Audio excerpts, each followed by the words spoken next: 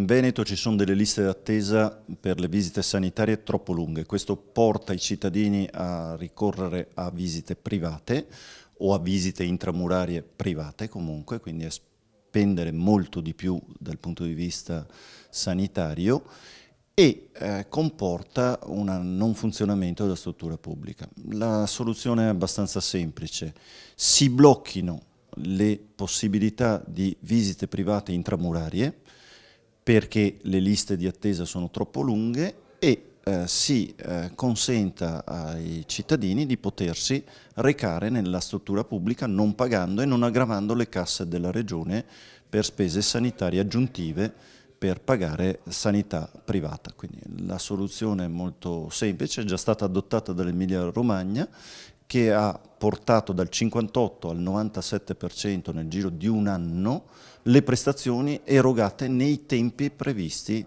dal piano sociosanitario. Quindi siamo in grado di dare la certezza di una risposta sanitaria efficace al 100% dei cittadini veneti, pagando meno e avendo una qualità del servizio migliore.